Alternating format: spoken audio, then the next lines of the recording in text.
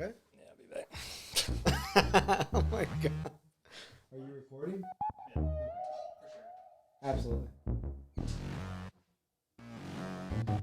So what do I do by myself? Talking. So Mike, go ahead and tell us about yourself, Mike. What kind of person are you? What do you like to do? Tell us your hobbies. I really want to know your hobby. I just want to know you and who you are. I want to get to know the person that's inside you, inside your soul. I want to get to know this person that you keep from everybody. You shield from everybody. I want to know the kind of thing that you do when no one's looking. I want to get deep inside the character of Mike Doulard. Who is Mike Doulard? Mysterious, bearded, long-haired individual who runs and kind of runs and then doesn't run and then will run 42 miles or 43 miles and then plays basketball with a bunch of young kids and tries to be young, but he's old and he just can't keep up. I want to know that person. I want to know who you are. Golly. You can just talk. You can just talk to yourself all fucking day, couldn't you? Oh my gosh. It's just, that's why you say shit in your sleep. Because you just got shit coming to your head that you just want to say. Oh, shit. Hello? You could take clips from that. Shit. And like me saying I want to know who you are, but no one's there. Like I'm talking, Just a blank. it's just a mic. Like no one's there. Like I'm talking. I want to know who you are, and it goes to you. What kind of person are you? We could put you on the other side and talk to yourself because that's what you're doing. They always say it's hot over here. So turn me up. Turn me on. Is it because Something's different over here. This is fine. is it fine now? That's too fucking loud. I got a loud voice. So let's just a pinch. Maybe is that good? Am I matched with you basically? Yours is straight up. That is yours right there. That's yours. And we're the same right now. No, mine. I'm deaf out of one ear, so I gotta pipe mine up a little bit. What was that? Deaf. Come again? Huh? Hey. What? I gotta pipe mine up. Pipe it up. Did you turn the AC on? Because this room. Nope. And I'm not getting up again. Can you do it from your phone? I can. Shit. Let's do it from your phone before we get started, because I'll start sweating pretty heavy Either way, right? in here. What is the app? Did you hear? I think I sent you the article where was it in Austin or Houston or somewhere where they were controlling People's temperature. Yeah, people's thermostats. What? They were hacking into them? Yeah, Are you kidding me? because they wanted to conserve some energy. They were doing. Because they knew people wouldn't? Yeah, it was whenever they were. It wasn't even hot. It was like 90 degrees, and they signed something like a contract saying, "Do you want to participate in?" Oh, no.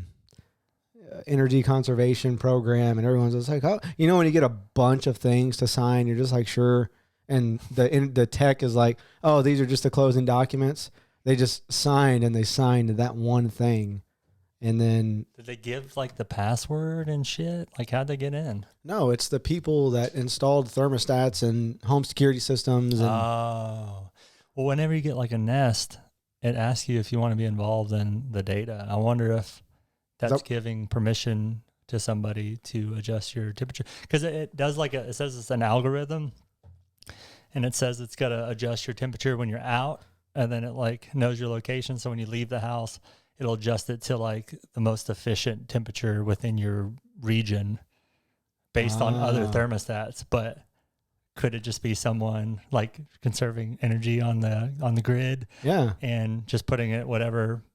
So it knows your pattern. It learns your pattern when you get home, when you go to sleep, and all that stuff. It's supposed to, but when I leave and get back home, it's fucking 80 degrees, and I don't think that's efficient.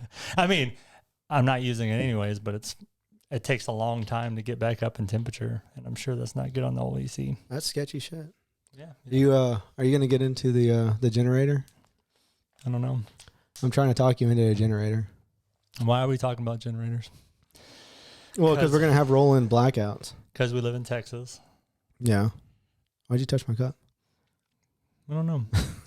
we're gonna get into rolling blackouts, and you're gonna need a fucking generator. So what'd you do? I bought a generator. I bought a 13,000 watt big boy. I don't know the name of the brand off the top of my head though. You should. You talk about it enough. Well, it's that one. We're waiting for the tech to come out and install the switch. So it's a big deal. Yeah. Because we're gonna be able to run power. A big deal for you.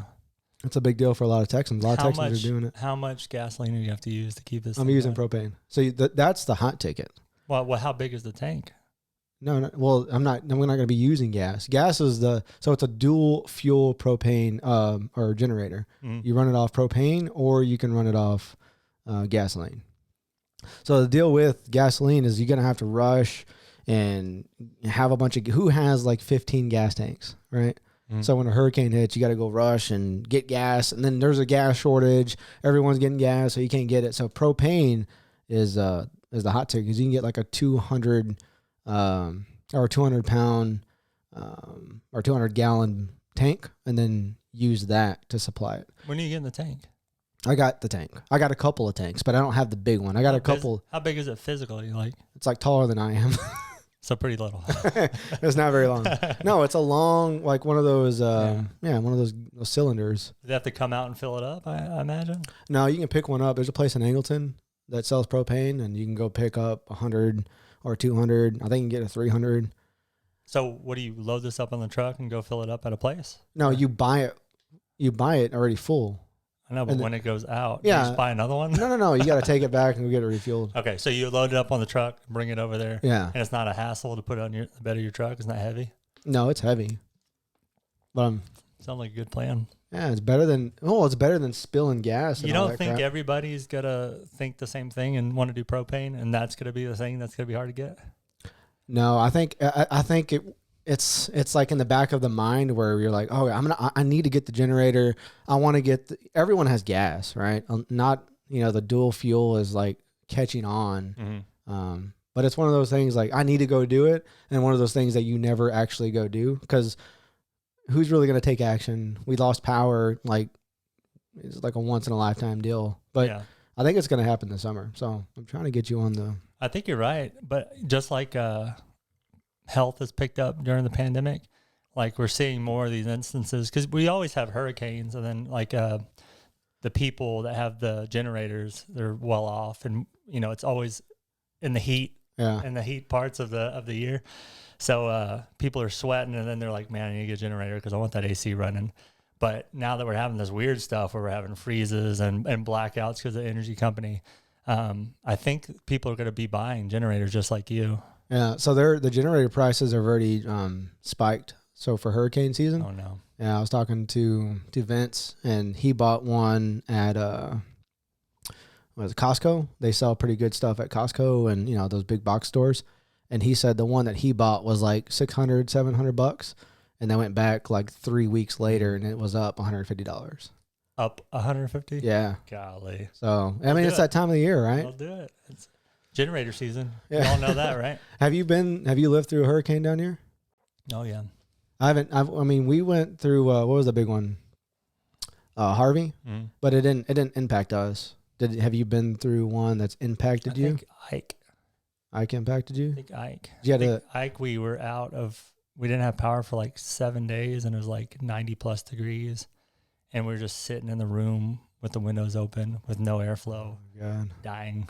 Did you stay down here? So you obviously stayed down here. I think it was like Jackson. Really? Yeah. That's crazy. Forget. We have so many of these. I think it was Ike. Have you ever evacuated for one? Oh, yeah. We evacuated for Harvey. Did you? Yeah. Where'd y'all go? I lived in a 2-story apartment, so I was upstairs. I didn't care. You went to San Antonio, right? We went to Austin. And then I-10 flooded, so we were stuck. We went to we got like a bougie hotel on 6th Street. Is it the Driscoll? The Driscoll, yeah. That's a good one. No, we got it with. Does bougie mean? I thought bougie means like fancy. Okay. So we got it thinking we were going to be there like a day or two. And then it turned into a week. And like after day 2, we're like, we're not going to pay for this another day. Did they started doing discounts though, right? Yeah, they did like $100 off or something. Yeah. But some hotels didn't participate. So we started, it was kind of weird. They started offering like rooms on, what is it in Austin, on the river? Yeah. They started offering rooms on there that are normally like $400 or $500 for $100 for people that were evacuated for Harvey. So we went and stayed there a night or two, and then Airbnb. Some of the people were just giving up their Airbnbs for people from Texas or from Houston. So we went and stayed at some of theirs too. There's very generous people. We were kind of stuck though. We couldn't come back because the highway was flooded. It was a 2-week deal, wasn't it? It probably was. So I was doing work from No, you don't give me that crap. You weren't doing no work. Oh, you bet your ass. No, there was no work going on. The people that evacuated, they're the ones that lived it up because they didn't have to go in the plants. Yeah, I think the people that stayed had a hard lesson. I think those are some of the people that learned about getting a generator, and then a lot of people had to replace the inside of their house, like all the drywall going up like 3 feet, and it was some hard times. So I was thankful I wasn't a homeowner at the time, and I lived upstairs, and I probably didn't give a crap about the stuff I had if it got flooded or not at the time. So I'm worried now that I have a 1-story house, and I don't know, this whole area is becoming a flood zone. So. Yeah, well, it's hard to find everywhere was flooded during Harvey. So when we were looking for houses, I was real big on wanting a non-flooded area, but then all of Brazoria County turned it into a flood zone. Mm-hmm. There was very little area that didn't flood. So then it turned into, okay, well, we'll move into a house that didn't flood that bad. So that's what it turned into. When we were home shopping, we went to a house that we really liked, and I asked them at the last question, I was like, did this house flood? And like, kinda. Yeah. And I was like, all right, well, I don't want this, because I mean, if it flooded a little bit, it's going to flood more. It seems like, because it seems like every month we're having the 500-year flood. Yeah. So we have to adjust that out a little bit. But it's all the development is what I'm hearing is we're building more on this land where, water's able to drain within the ground, and there's becoming less ground because it's like a concrete jungle out here. Yeah. And no one's talking, like with one section of builders, they're not talking to the other section of builders and how they're draining. Everyone takes shortcuts, right? Oh, sure. We want to save a little money. Yeah, we did it. And it's in the inspection. Yeah, we did the inspection. Yeah, we did it. Something. You know more about this than me, though. But when it starts flooding up north in the Austin area, we may be doing, I think during Harvey, we were doing good. We're finally getting some drainage because we're pretty saturated. But then they open the gates over there. Then it really came into Brazoria County, flooded everybody out. If I recall right, it rained really hard up north, even in Dallas and up there. So that's all the water was flowing to us, and that's another reason why our rivers were up so high. Some wild pictures too. That's crazy. We know a few people at work that the whole area of the house was underwater, but their house. So they were getting on kayaks because they're from the country, and they were just going to people's houses or trying to go to a store because it's just they seen alligators out there in their yard.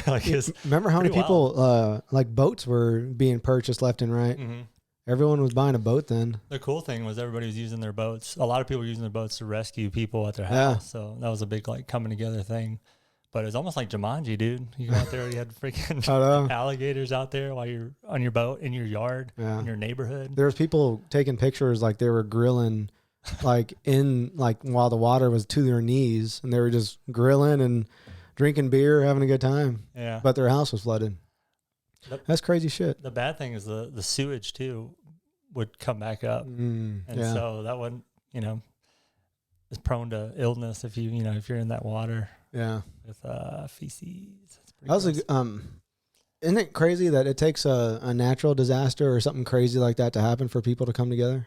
Yeah, I think any big change any big change starts a change in your mind and how you approach things. I think Harvey changed a lot of people, probably for the better. Get comfortable. I feel like it was short-lived though. Maybe. Like Maybe. even like during, do you remember where you were during 9/11? Yeah, I was in school. Yeah. Well, obviously. We're in the same grade, probably. Yeah. Well, I was in I think 5th grade or something. I can do the math. I'm a year older than you. It'll take all episode. I was in 6th. Are you a year older? Yeah. But I felt like I'll go back and watch the videos. I like watching when President Bush was at the site and giving the speech, and he's like, he's talking on a microphone, and they're like, I can't hear you. And then, but he's like, well, I hear you. And like, everyone's like, yeah, like that gives me emotional, dude. I like watching that stuff. Cause we were all together, and now it's a backstabbing nation. It seems like. Well, the freeze helped again. I mean, people were coming together, letting people come over and take showers, or even in this neighborhood. I know you have it too. Like in neighborhoods, there's like a Facebook group for neighborhoods. Yeah. And a lot of it's shit talking, but a lot of it's coming together. And a lot of that, like my neighbor was making steaks or like what is it? Fajitas. Yeah. And they're like, hey, come on down. Like, we're going to make it for the neighborhood. Come over and get you. That's awesome. So there's some of that. Even some little stuff. Like we had a person come around trying to sell something, and someone took a picture of him and what he was like on this, like, what is it called? Like a motorized little scooter? Like a little scooter. And so I saw him in the neighborhood, and we knew not to answer the door. But he was selling, I don't know, home security or something. But even the little stuff, we're like, all right, we got to keep an eye out for him. So we're kind of watching out for each other on the group. Yeah. It's pretty funny. The social media crap is, I don't like my neighborhood. It's a bunch of shit talking. And then every now and then something will happen where there's like a strange car or something in the neighborhood. And then everyone gangs up that one time, it's like us versus them. And then the next day someone's dog's out, and then it turns into a big deal. Like, my dog's out, or the dog got loose, or someone will say my dog got loose. Yeah. And then everyone's trashing that person because their dog got loose. Like someone, their dog dug a hole under the fence and that person's a shitty person because they let their dog dig a hole or something. Yeah. You know what I mean? Yeah. Or the speeders, which is a problem, but like, they're like the green Tahoe, license plate number. I have kids, and you better watch the fuck out. And if you want some, my address is 233. Yeah. Like there's some that are bold like that, and I don't know if anything ever becomes of that. But that's crazy. That's a big one. But that's another thing. People will go like 50 or 60 in the neighborhoods, which is not a good deal. Do y'all have goat carts out here? Golf carts? Golf carts. Yeah. Yeah. There's a couple. That got big during the pandemic when everyone was staying home. No, I never saw a golf cart in the neighborhood. Never. And I run the neighborhood all the time. I never saw a golf cart. A month into the pandemic, it was golf cart city. It's like, do we live on a golf course or something? Because everyone had a golf cart. It was like one of those Fast and the Furious scenes. You pull up in the parking lot. It's like boom, boom, boom, boom, boom, boom. Everybody has like a jacked up golf cart, like speakers. Yeah, and it was normal. You saw the progression like slow. It was like people were buying the normal golf carts, and then later on, like it was like a jacked up with like gold-plated rims, golf cart, lights. LED lights, neon lights, 15-inch subwoofers in the back. The crazy thing is the kids are driving them now, around the neighborhood, like little kids, not like 12, 13-year-olds. It seems like they're real young kids driving, and then that with the speeders, that's crazy. That's when the Facebook group gets crazy. That gets wild. I used to live in Sugar Mill, kind of close, going towards Missouri. And that was the thing, like out in them country neighborhoods, like you take the golf cart. And I think it's because the kids can drive. I don't know if there's a lot of regulation or it's just not followed. I've never looked into it, but I used to drive a little 3-wheel golf cart around there because we had one. And it was legit. I would put my little stuff in there, put a little speaker in there. At the time, you had to put big batteries and a radio, and I would play music or whatever. It was fun. Do you remember, I think we were watching the video together where we always had to carry a CD player around. Oh my gosh. Remember the guy was running and he was holding the CD player and he was like, what did the title of the video say? It was like, remember when we used to run or something like that with CD players and it skipped. So the song would be like, it was like Instinct. They were playing Instinct or something. And the song was skipping. Now Now it's like we don't have to deal with anything like that. Like, what's the worst thing that happens? Our AirPods die or something? Probably. That's probably the worst. We've come a long way in our generation with technology because, yeah, I remember being on the bus going to, it was like a big deal. Like we're going on a field trip and they allowed us to bring our Walkmans, which is like the thing. So I got one of my friends' moms to buy me the unedited version of Limp Bizkit. And I was listening to that on the bus and he would hit it like a pothole and it would skip. And I'm like, son of a bitch. That's the worst in the world. It's just like, it was embarrassing, but nobody can hear what you're listening to, but you're like, but you also try to turn it up as loud as you can so people can hear it coming out of your headphones. That was a big deal. So you're like, you know. Remember it turned into it was the headphones that like had the muff and it was just like the metal band.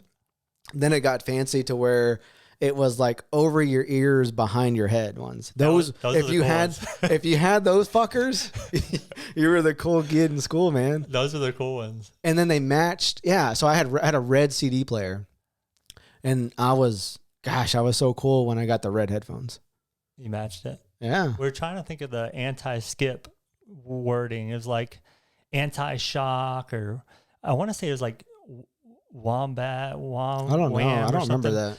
They had different grades, so like you could see, like you can buy a certain one that would have better anti-skip. I can't believe that was a thing, you know, like, and now that's not a thing at all.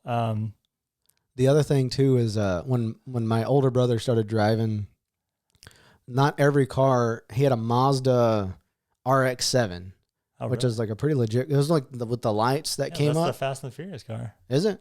Yeah, for Tokyo Drift. Okay. The orange one. Yeah, he had a Mazda RX-7. Sorry if I'm wrong. And it didn't come with the CD player, but you could buy the tape that you plug in. I don't even know what it's called now. You plug into the CD player and then you put it in the cassette, and then you could play your CD like that. It's a bunch of little workarounds, huh? Yeah, man, that was like we were listening to. That's when like Nelly came out, the Ja Rule. Those were the days, dude. That was the Pass the Aux. Yeah, the Aux. Yeah, that didn't last long. No, that was funny as shit. You're like, oh yeah, when I get the Aux. Pass the Aux. Yeah, or yeah, well, like when Mike has the Aux. Yeah, that was just a couple of years ago. It was, but the thing would it would turn a little bit in there and scratch. Yeah. So now it wouldn't go. Now what's the new thing? Pass the Bluetooth? When it switched, it was you would plug it into USB and plug it in the proper phone, and then it wouldn't scratch like that. But then now it's Bluetooth, yeah, for sure. What was the first smartphone you had? A smartphone? Yeah. Probably the Razor. I had a phone in high school that was like a Nokia. I think it was my senior year at a Nokia, and I had a case that made it look like a slider. Like it slide to display the buttons, but it was just a case. It was like a very cheap plastic case that was like had checkers on them, and you moved the little slider down, but it wasn't part of the phone. Yeah. So it got to be just kind of difficult to use because there's no point for it. Yeah. It just made it look cooler. Was it the Nokia, the little it was like 4-inch square? Yeah. That sucker was like 3-year battery. Yeah. The whole thing. You never had to charge it. Yeah. I think that was the first one I had, but mine was a prepaid. I had prepaid cell phones all through high school. Did you have a prepaid or did you have a plan? I think I had a plan. Damn, dude. I had Worm on there. I had the Worm game, and I remember the next phone I had was a flip phone. I don't know what brand. It was Star Tech or something like that. It's probably something like that. I remember the first time getting a text message, and I was like, "Whoa!" Yeah, like I can talk without, like I don't want to have a whole, because in high school you used to talk to people from school. Yeah, and we need to get into that. We talked to people from school, and then you didn't want to talk the whole time. No. You just want to say something real quick, and there wasn't like a method for that. So when text was like coming out, like, "Hey, I'll meet you there in a second," it was like, "Oh my gosh, I have to call someone." Yeah. Because you remember calling like, SMS text or and then when the MS was what is it? It was SMS, and what was the picture? Was it MSM or what? MSS? I remember some phones like you get sent a picture message and it just didn't do it. So you're like, it would send like a link or something. And you didn't have the internet. Dude, those are tough days. You had a planned phone. You were living the dream. I don't know. I don't remember. I wasn't paying for it. I had to go and refill my prepaid phone like weekly. with a cashier's check. Well, I would go to we had like 1 or 2 gas stations in Drippin at the time, and we'd go in. Be a line out the door. No, because most kids, I mean, if you had a cell phone back in those days, you were kind of cool. Yeah. So the only way I was kind of cool was the prepaid cell phone. But now, like, now everyone, all the kids, and they're in kindergarten, they have a freaking iPhone. They have a newer iPhone than we do. It's getting ridiculous. You remember the landlines? Yeah. So when we're in school, like you have a girlfriend or whatever, I remember you almost learned proper, I don't know, etiquette for talking to people's parents too, because you don't do that no more. You don't talk to adults unless you have to. But I would call my girlfriend, I think in like 4th grade, and I would always talk to their mom. Like the mom would answer and be like, "Hey, is so and so there?" He's like, "Well, not quite back from school yet. I'll have a call you back." Yeah. What's a good number for you? And then you give that, and then but that was the era where if you don't want to talk to someone, you would get your mom to answer it, and then you'd be like this. Yeah. I'm not here. Yeah. And like it'd become a problem if it was like 5 or 6 times. But do you remember when you'd be talking and you could hear someone pick up the other line? It's like you'd be talking and then you hear someone try to be quiet, and I'd be like, "Mom, I know you're on the phone." And she's like, "I'm not on the phone." Do you remember that? Sometimes we'd be talking. Or you call them out and you hear it kind of hang up. Yeah. Like real like those are some shit, because you're talking some dirty shit back in the day. Some game. Yeah. Oh. Did you ever fall asleep on the phone? Oh yeah. That was the whole thing. But it was corded for a while. So I remember my sister would just be on it all day, and I couldn't get on the phone. But that cord, like they bought a bigger cord or something. That thing would be stretched around doors, under doors, and she'd be in the room just like laying on her bed, laying on the phone. And it's big, the big phone. And she'd just be talking, and then she'd fall asleep eventually. And it'd be like, da, da, da, da, da, da. Oh my God. I forgot about that sound. Yeah. It'd be like, "Are you all right? Well, I'm gonna let you go." And you're like, I'm not asleep. I'm awake. I was doing something. I'm here. It was always like, I'm not getting off. I'll never get off that. I'm not good. Are you good? Yeah, I'm good. Yeah. I'm good. Yeah. I'm good for another. Even though hours. you're not talking. Those are the days, dude. Now, yeah, we don't talk at all. Now it's all text. Yeah. You think that's bad or good? I don't know.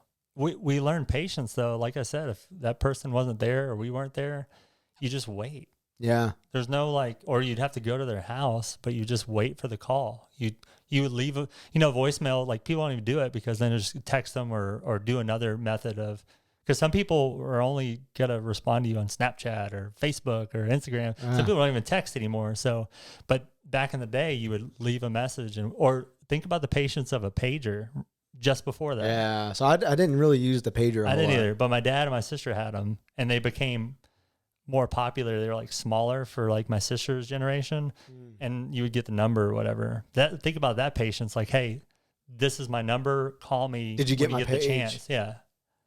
And then you just wait, or they normally go to payphone, right? Yeah. They go to payphone. Like, hey, did you call me? Did you page me? Oh, page me. Yeah. We probably had more imagination than kids do nowadays.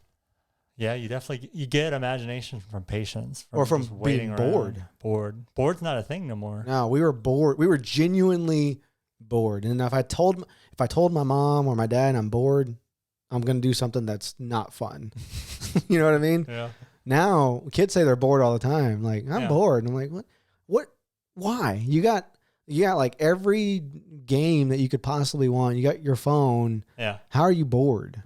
Like, we were genuine. There was nothing that we could do except for go outside. And if our neighbors were out of town, so we lived in the country. We lived on a few acres, and we didn't have neighbors close nearby. So if my brother was gone playing football or whatever, my little brother was too young, I didn't have anything to do, and I would just pray that my neighbor was home, because then we'd ride bikes, and then like we'd always do something different. We were always outside, and now kids aren't out. I try to get my kids outside a lot more. Yeah. But it's like they don't want to go, unless they don't want to go outside unless they're benefiting, unless they're going to get something that, like, we're going to go to Slitterbahn, or they want to go ice cream. Yeah. I want to go outside, but let's go just play with sticks or something. I played with sticks. I'm fine. I turned out great. Look at me. Yeah. I lived out in the country too. I lived in that sugar mill complex I was talking about, and it was like not as developed as it is now. So so if I wanted something, I would always want basketball shoes because I was really into basketball, and I want like the new shoes. So they would say, go ask around the neighbors to see if they want some work done. Gosh. And I said, well, can't you talk to them and see if they have some work I need to do? Yeah. And they're like, no. And then I would ask for the shoes again. They'd say, that's what you need to do. So I remember going to neighbors, like you have to walk. I mean, I would get the golf cart sometimes, just go to the house, go to the front door, knock on it and say, hey, and sometimes I know their name, sometimes I wouldn't. So like, hey, Mr. Johnson or whatever, would you happen to have any work around the house? I could pick up sticks or mow your lawn or just whatever. And they were always nice. They weren't just like, bug off or whatever. And someone put me to work. Someone put me to a lot of work. Like child labor laws. Well, there's some like land out there. So they want me to pick up like a tree they cut down and stuff. So, so I think that's got me to the point where I can talk to adults a little better too. I feel like we can't. Child. Yeah, we can't do that now. That's weird now. Yeah, like sending kids around to random people's houses. Yeah. Why is that? I don't know if the world was always like that or we just know more now. Now it's more out there. It's more on social media, documentaries now. Yeah. There's more like people know more about pedophiles than we used to. Because back to living to the country. I don't know if my parents ever knew where I was when I was outside. You know what I mean? Yeah. Like I was 5 and 6 years old and I was outside, like gone. And we weren't allowed to go. Like we wake up and you're supposed to be outside. Why are you inside? You're not supposed to be. You're supposed to be outside. So we were outside all day, and I don't ever remember going to check in, or I don't even remember eating throughout the day. You know what I mean? Like we just outside all day, away from the family, and then it got dark, so we went inside. Now I feel like even with my own kids, I'm like, oh God, they're outside. Where are they at? I get kind of like a rush, like a sensation of nervousness if I don't know where they're at. I think I don't know. Maybe you're right. Maybe it's just the world. We hear more about crazy crap. Yeah. I think it was there though. We got lucky. Yeah. Cause I was the same way. I was out on that golf cart and that neighborhood was pretty big. And there's a few spots that went out to the highway that I was always like, I wonder if I can make it back around to this other entrance on the golf cart. Golf cart's not very fast. But we would do all kinds of stuff. Yeah. There wasn't a whole lot of kids in that neighborhood either, so I'd have to definitely use my imagination. There's a funny story. My dad used to raise parrots or birds, like exotic birds, all types of birds. We had a big bird house, but it was like long with all kinds of, every kind of bird you could possibly think of we had, right? And that was part of my chores growing up, like feeding the fucking birds. I hate fucking birds. That's probably why I don't want any kind of like all house. Bird references too. Yeah. So our neighbors, when we first move in, one of the parrots would talk, and it sounded like my mom. We named it Barney.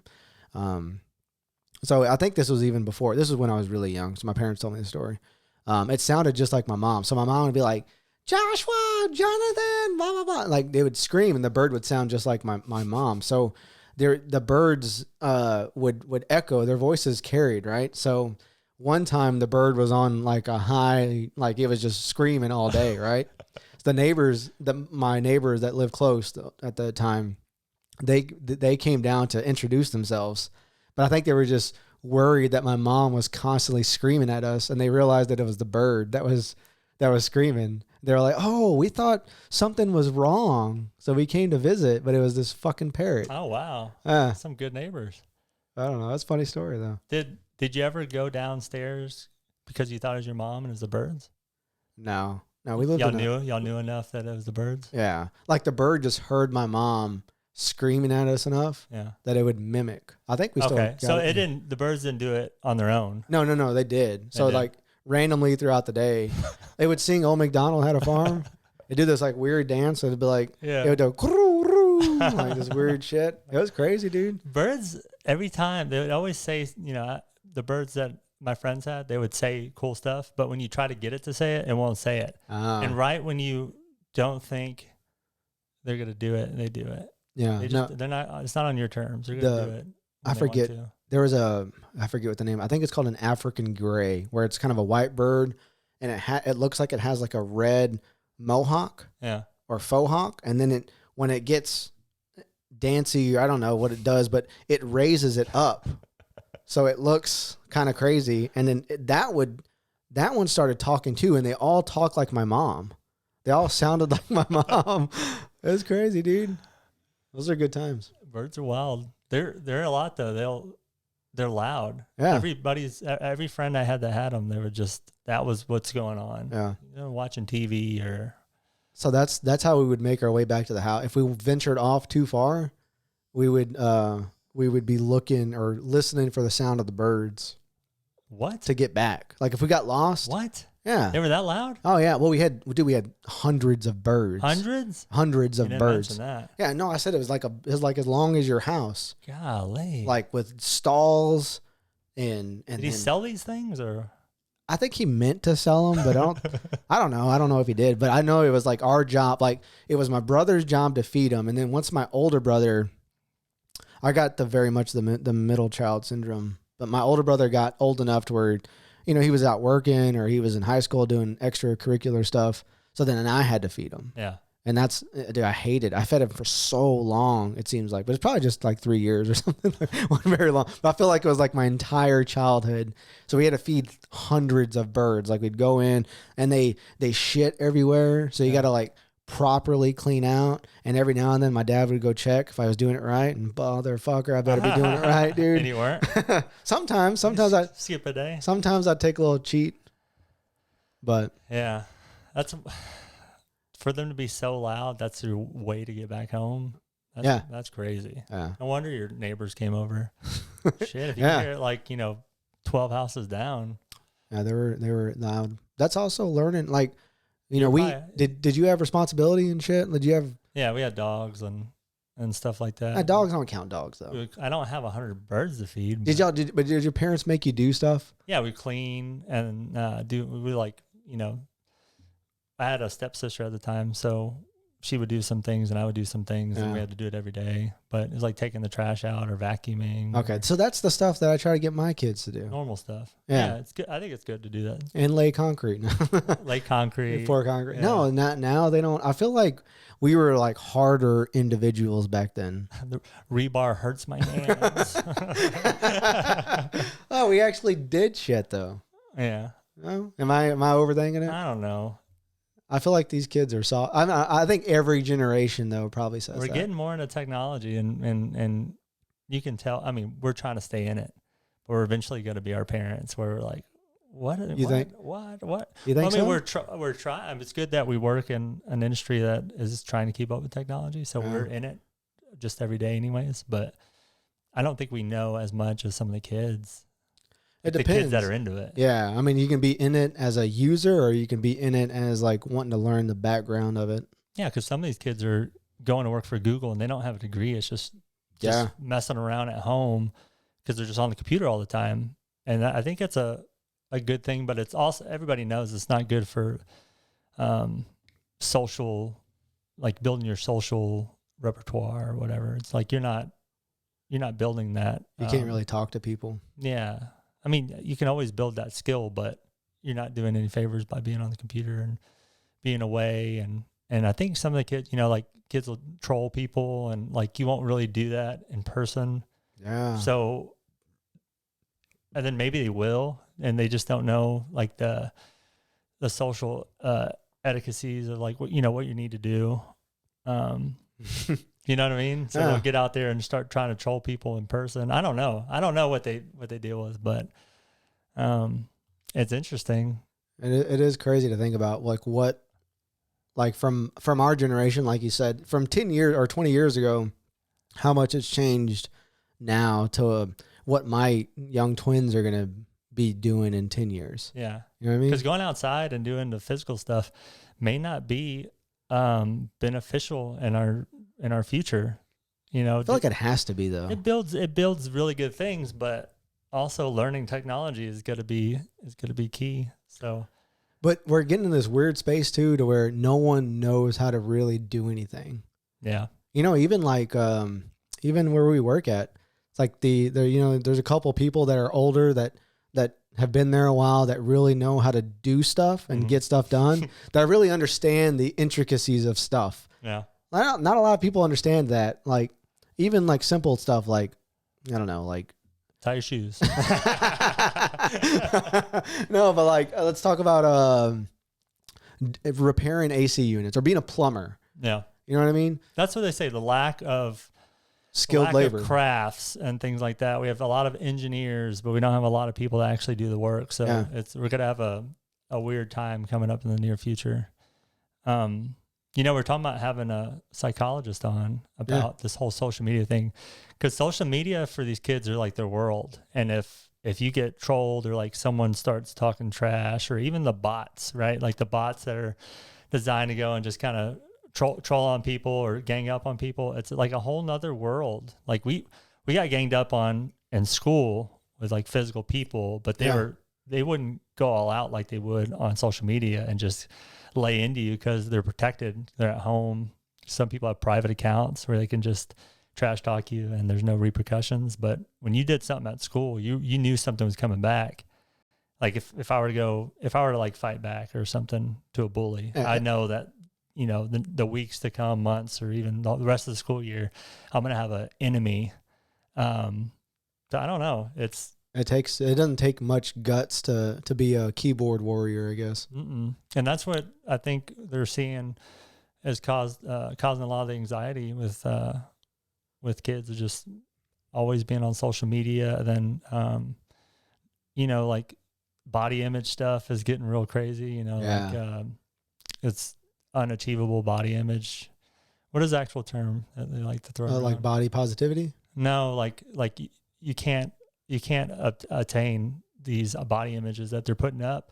And so like when we had Mike Patterson on, people are trying to get to this level of fitness and look that you just won't be able to get to. Yeah. And the people that are like posting this stuff are like starving themselves but then they'll post things like they're eating cookies or something. Yeah. But it's bullshit. Like, they're like, I constantly cheat all the time. Yeah. And then they puke it out afterwards or something. Yeah. And just, I don't know. That's weird too. I even do it myself. I'll look at different people on social media, males or whatever. And I'm like, man, I don't look like that. And then you're not trying to you're not trying to do better for yourself. You're trying to do better to look like another person that may just have a totally different body type than you. Yeah. That's the other thing is body. You think it's worse for men or women? I think it's worse for women, but I'm not sure.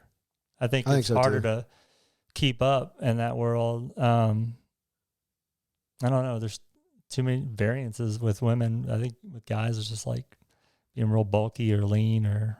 Yeah.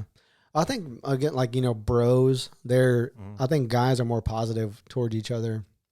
Yeah. Yeah. I don't think there's that same thing with guys as there are with females. Women are pretty competitive, and I don't know if competitive is the right word, but you should probably use that one. With each other on social media. There's this crazy bikini ad that I saw yesterday where the model was like, it was a up from the ground camera angle, and the model was like stretching or touching her toes, and it was a one piece, but the middle of it was cut out, so you could see her like six pack. And I was just thinking, I was like, God dang, like how is that a good ad for like realistic women who aren't 102 pounds? You know what I mean? Yeah, it's tough. I think it is tougher for women. It's a strange world, man. I'm excited to talk to a psychologist. Yeah. That's what I really want. I want to talk to a couple different ones. I want to talk about this culture, like this new, like TikTok and the reels, like just the quick video. I mean, we've known Vines and just like quick hit, funny. I forgot about Vines. Well, yeah, Vine started like the whole, short hit videos where it gets to the point, it's funny, and then it's entertaining. You just go through these things, and it's super addictive. But like with TikTok, it's so strange. It's like they're taking dialogue from another video and then wording it, like they're lip syncing words, and then it builds. It's like this culture's. I don't know what the benefit of it is, but it has an addictive component to it. That, it's funny. I mean, the stuff is funny, but it's a mixture of funny and sexual, and I think it's mostly sexual stuff. a lot of it is. Yeah. But yeah, that's when you get into that body image stuff, and a lot of it's acting on there. It's like not real stuff. So they're putting on, like, they're acting a scene out. But some of these people, like Charlie, what's her name? Charlie something. She's got her own like coffee drink from Dunkin' Donuts now. Yeah, they're capitalizing. Once they get popular, they get some crazy some deals. I was asking you the other day, like TikTok, like I didn't see. Oh, I don't have TikTok. I have Reels, but there's not a lot of advertisements. I don't know where the money's going, like how the money's getting generated. I have to it's look views, it up, man. Like if well, where's that money come from? Well, like if you just don't make money, right? Yeah, but these people are wearing Nike shirts or whatever, you know, so they're getting paid to push a brand. You know what I mean? And there's some ads. I think there's a lot more ads on TikTok than IG. But that is a good point. I don't know how they're making money, but they're making money by like your scroll and whatever you stop on, and they get that data and they sell it to other people. Then you get targeted for certain stuff for ads. I think that's a component of it. Yeah. You know what I mean? Yeah. Keeping people on the app is probably a good thing. I think TikTok is the most pervasive. Like it tracks like every second that you're on something, or it stops. It tracks what you're looking at and how many times you go back to something. And if you click on a user's profile, and then all that data gets aggregated and sold, and then they sell it. They slap a sticker on it. That's an app from China, right? I think so. Yeah. So I don't know where they're at with that. I think it originated in China. That's why there's a lot of conspiracy theories around it. But I think there's like a version of like a US, and I think they're supposed to like break up. There's supposed to be a US version and then a China version. Well, I was going to say, because they have a lot, just from what we know and what's shared to people, it seems like they're a lot further along with like facial recognition. So I wouldn't be surprised if when you stop on a post, it rates your face as to like if you're, scared or sad or happy. And then it can just, the algorithm, it's probably like looking the at next that video is like, I don't know how fast this stuff is. It's the next looking video, at that shit, it's like, dude. all right, what's this next one so we can feed it to them. Have you seen that? You were talking about facial recognition. Have you seen that guy who looks like he has the filter where he looks like Tom Hanks, or not Tom Hanks, Tom Cruise, yeah. and he sounds like Tom Cruise, and he's always eating something. He's like, he's eating like a Snickers bar or candy. No, he's eating a popsicle, and he's like, and bites it, and he's like, no one told me there's gum in here. He's like, there's gum in here, but he looks just like Tom Cruise. What is that? Deep fake? I guess. Yeah, deep fake man, I don't know what's going to happen when that goes on. There's like a lot of fake prosecutions. You could have fake presidential stuff come on that's not really the president. Because right now it's very good, but I can still, like Tom Cruise, like there's something to the face where I know it's not him, but it's really good. It's damn good. It's really good, but there's like a shine to the face that just doesn't look natural. I think that's a weird thing. I think I've heard people talk about this. Our ability to recognize something that's real is just strange, or recognize a person. And that's where they're trying to, get, what is it? What were you working on? Like when you show a computer a bunch of pictures, machine learning. Yeah. So like, you remember, I think Rogan was talking about, if I'm coming from the airport and, my wife and kid are watching, my daughter can see me, hundreds of yards away with a hat and a bulky sweatshirt, and I can have all this stuff on that I don't normally wear, and she knows it's me without a doubt. Machine learning is getting fucking close, but like we just have the ability we've seen something so many times, just like machine learning, that we know but based on like how a person's walking or but some of the stuff's confusing, like some of the stuff like the deep fake that's coming up. It's like you have to think for a minute. It's confusing, like our ability to recognize something real. It's like, is it real? Yeah. Look around, ask people, look into it. It's scary, dude. It is, but I'm sure some of the stuff will be helpful and some of it will be confusing, and maybe we'll go into some of the propaganda of the world. Yeah, it's going to be, I think it's, I don't know. Like I said, it's going to be good and bad, but I think it's going to be, it's going to be really pervasive. We're not going to have a lot of privacy. I like some of the technology. Like whenever I need to send you a picture real quick or whatever for the podcast, it's just some of the stuff's getting so seamless. It's so easy. AirDrop's amazing, isn't it? AirDrop's great. Some of that the social media, like Facebook, Instagram, some of that stuff is getting more integrated to where it's not so cumbersome to send something or to just, like send you like a post real quick or whatever. It's so easy. Yeah. And then like keeps like the people that you send all the time up at the top, or like options in the phone that you use more often. It'll just automatically put it closer to you. Yeah. So that's stuff that it's learning from you that we want our privacy, but like some of it's good, some of it's bad. Yeah. That'll be fun to talk to a psycho. I want to talk about the like the effects of anxiety. I don't know. I deal with anxiety a lot, and I know you have too. Mm. So talking to, someone who has more expertise in the area than obviously we do, but how we deal with it. We deal with it with food and fitness. That seems to help me the most. And when I hear a podcast and they're talking about anxiety, I don't know, if we talk about what we want other people to understand, or maybe help other people, kind of like what we're doing right now. We're trying to help other businesses. Maybe we can also help with, anxiety stuff. I don't know. Yeah. Cause you can search it, you can YouTube it, but, be cool to talk to a specialist, and we can, speak for the listeners. Cause I feel like we have probably a lot of the same questions. Yeah.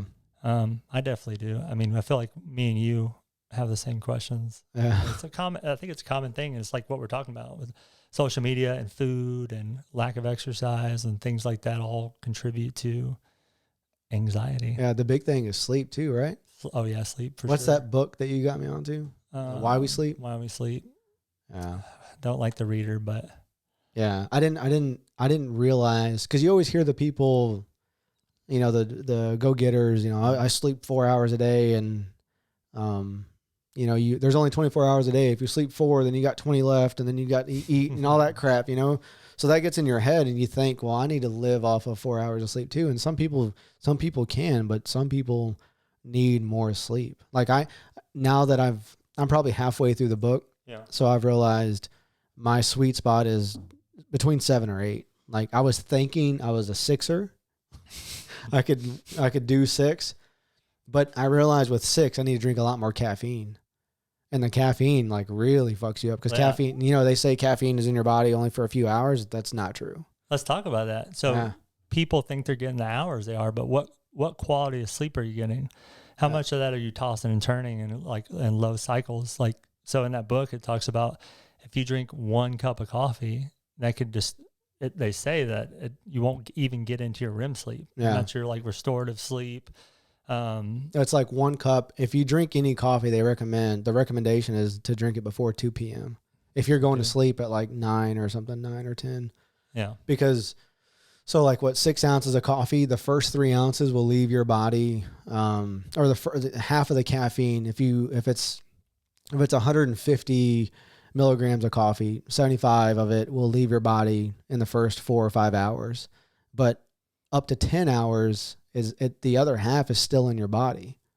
So if you drink, that's just 8 ounces or 6 ounces, whatever. So if you're drinking, like I was drinking like 32 ounces of caffeine a day, you know what I mean? Yeah. That's crazy. So you're getting your sleep, but not quality sleep. So in that book, it's telling you, you're just constantly catching up, and you'll never do it unless you make a major change. You know what the scariest part of that book is he says sleep is not a bank. So you can't just keep taking out of it Monday through Friday and then catch up on Saturday and Sunday. Like once you lose it, it's gone. You can't get it back. And there's a lot of mental cognitive issues that seem to arise whenever people aren't getting their full sleep. Yeah. But then you hear someone like Cam Haines talking about it, and then sleep. He gets like 4 hours of sleep, and the dude's running 24 or 26 miles a day. Then you think, how much better could he be? Yeah. But I don't know. It's crazy shit. Everybody's different, right? It's just hard to tell. maybe if he gets more sleep, he'd be more lethargic, and maybe he really does need just that much sleep. I think there's a point too where you try to maintain something that you've built. You know what I mean? So like he's posting an image. Yeah, he's. No.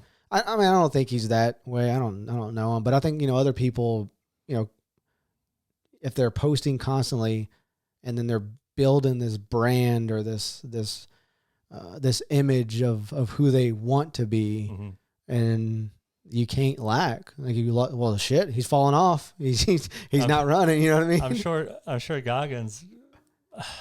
Yeah. I swear he has to have an off day to where he's like painted himself or kind of pigeonholed himself to where he's like, well, I got to put something out there screaming at the camera and doing something that seems like no one else could do.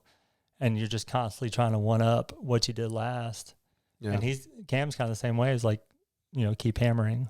Yeah. Luckily he has the whole archery thing. So like some of his posts, he could just, he's been doing a lot of posts where he's like standing in this part of his house and there's this really hard shot where he could definitely throw an arrow into his truck, but then he makes it. So that's like something that takes a lot of skill, but he doesn't have to be running in the camera. Yeah. And, but he's definitely running every day though. For sure. I mean, the lift, run, shoot shit. Yeah. They're just special people, man. Yeah. We're not one of those. Definitely not me. God dang, what I was going to say. So I want to talk to like a psychologist, a few. There's a lot of good companies in Houston. I also want to talk to someone like who's a really in social media, like a social media influencer, and talk to them about like what impacts or what are some of the negative effects. There's a lot of positives, right? You make money and everyone knows who you are, but I really want to know like what's going on behind. Like, do they wake up and they're like, fuck, yeah. I gotta post again today. Like I gotta make all these reels. I gotta do all that. I gotta record today. And yeah, you know what I mean? We talked about if we didn't have to work, would it be easier? But I felt like that one-up stuff, I always go back to it. I just feel like, yeah, it'll get easier because you have more time. But then you're thinking about what can I do today that's going to top yesterday, because you're just looking at that data. Like, how many likes did I get this time? What was my engagement? Looking at your insights and seeing, that shit gets what addicting. Works. Yeah. But then it's like what day you post matters and what time. And it's very weird to worry about. Yep. Who's, what kind of topics do you want to get into? I still want to do the stock market. I want to get into a heavy trader. Definitely with some Bitcoin stuff and crypto mining. Yeah. That's just so confusing to a lot of people. And it's like a lot of people are making a lot of good money from that. So I want to do that. We haven't had a musician on. So I really want that. You want someone to like sing on the podcast? I was thinking about making one of our hotkeys just a small thing and, have like a little sample. That'd be pretty cool. But just talk about how being an artist is. Because, we've had Lola, which does, paints. And very artistic. But I like a singer too. I think we talked about some people that we could have, but someone local would be good. Yeah, that'd be cool. I know you reached out to Selena's sister. Yeah, that was a hell of a reach out, huh? You reach out to a bunch of people. Yeah. Selena's sister. Who else did you? I don't know. I've sent so many freaking emails. Blacked out, huh? Yeah. Yeah. That's a whole other thing this podcast is getting guests. It's not like someone's doing that. We have to just constantly be reaching out and get the next person, but also maintaining interesting guests, topical guests for the times is what I would want to hear. Yeah. I want to get someone who's like from the BLM movement, and then someone who's, I don't know, a Tennessee Republican and get us and then let's all talk. You know what I mean? Yeah. Someone who represents two completely different sides, and let's have a long form conversation. And I bet you we're all pretty much like both of them, and even me and you, we're probably we all want the same thing. You know what I mean? Yeah. Obviously, there's going to be outsiders and people on the far end who you're never going to see eye to eye with. But I think those are so far and few between. I think most of us, are somewhat want to meet in the middle. But I think I think the media and news is so divisive that it keeps people apart. But that's what I want to talk to. I want to talk to local politicians and both the Democrats, Republicans, whoever the hell they side with, and just see what's the difference between each side. Why is your side so good? Why is this side so bad? What are you at the core? What are you really doing to help? You know what I mean? It's hard to see all that with the short clips on the news and social media, and they're just laying down scripts. So that's why I like the open form type of podcast. It's just hard to get those kind of people on. You got to get them before they get too. Well, they're worried they're going to get cornered, and you're going to ask them just some questions that they don't want to get involved in, and that's going to be posted. But I think they have to trust the interviewer. They're not just going to, you want to get the real information, but you also, you want them to feel comfortable that you're not just going to slay them. And, yeah. I don't know. That's true. What you're after. You're just asking just questions to get the real answers. Yeah. They got a base, constituents that they got to cater to. So maybe you're right. Maybe we'll never get big people. Well, I'm not talking about big people. I'm just talking about what's the difference? Like, I would love to talk to a hardcore Republican and say, what's so bad about universal health care? Tell me what's really bad about it. I'm not saying I'm for that, but what are the pros and cons, and whether you read about what it is, but like what is their opinion about it? Like, and financially, what is that really? What is really implemented? What is it really going to be opposed to what what you're reading, and what's going to be affected by it? Or free college. I know that's a big thing going on right now. Like, free college for, paying off student debt. Like, what does that really look like? What would that really be beneficial? Would that hurt the average taxpayer? I want to talk about that stuff. Yeah. But health, I don't know. I think we have a niche with health stuff too. I have a lot of respect for the politicians like that Rogan gets. He got like Bernie on. Yeah. And that took a lot. I imagine, this isn't talked about, but I imagine they had a conversation in the beginning talking about what was off the table, and like they probably had like a little contract for if he said something out of line, you that think they so? would edit it out. They had to have, I feel like, but I would really like to know if that was the case. But I think it takes a lot of guts for him to go on and know that any question can be thrown at him, and he doesn't have his, group to help him or lawyers to like say, hey, maybe he was off on the side, and I didn't watch the video version, but maybe he was, taking some notes from maybe his publicist or whatever, and say, maybe I shouldn't do that one. And then maybe Jamie's cutting the questions that he just can't touch on. But it was a long conversation, and I didn't really hear a lot of editing. No, I'd like to think that didn't. I need to go back and listen to that again. If you watch it, you should be able to tell, because you would see the cuts in the video. But that takes a lot of. He had Dan Crenshaw on, and Dan Crenshaw is a Texas Republican, I think, for out of Houston. I think he supports. But that I like that because it's long form, and Joe is probably more in the middle. Probably leans a little bit right. I don't know, maybe fiscally or I don't know, but he's more in the middle. So I like that he has both.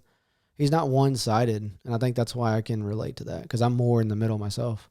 Yeah. Yeah, it's pretty good. I can't believe that it's hard to believe that one side is so, like, when I hear people talk about the other side and they're saying all this bad, it's like, you think your side is like that good? Like, is 100%, it's bulletproof, really? Yeah. You know what I mean? I don't like talking about sides at all. Whenever you label it, it gets confusing. I mean, I know the sides, but when you start talking about right and left and centrist and all that stuff, it's just like, I know you're not going to believe everything from one side, and you're going to like move towards the middle or favor, like be opposite just a little bit. But it's so weird. I mean, that's the government we have. So like it's was a two-party government for the most part. So a lot of people don't like talking about it. I think, I don't know. I think that say they don't like, but they like hearing it. You know, well, once it goes on, then it's like, just, oh shit. It's like talking about sports, because Yeah. sports is kind of the same thing. It's like my team against your team. Yeah. Tribalism, weird stuff where you're like, yeah, but you know, your boys didn't do good this weekend. Yeah. Like the whole word. Yeah. That's another thing. I don't watch sports very much. So every time at work, like, what happened to your boys this weekend? They didn't perform, huh? You can always bullshit. Yeah, but what about no 7? You know, like just you could always bullshit sports though, because it's like, well, I mean, who really won it? Like if the game's upcoming, yeah. Like who really wants it more? I mean, the game's got to be on. They got to be. If the running game is on, you're not going to stop them. But that defense has got to be good too. Special teams has got to come on. The coaching, the weather's got to be good. You can just bullshit it. But I believe sports are really good for the world. Like it's a way to bring people together. Yeah. Although people split and all that, and people, you know, people from up north and stuff that really are into sports and they'll like fight over it. Yeah. You know, maybe that's not the best thing, but I think it builds communities. Like at least for that area, like it brings people together. Like when like for us, for like Houston Astros, for sure. You know, when the Houston Astros won the World Series, everyone was lining up at Academy to get the Houston gear. Everyone's proud to be a Houstonian, and people in Lake Jackson are rooting, and everyone's just, yeah, you're right.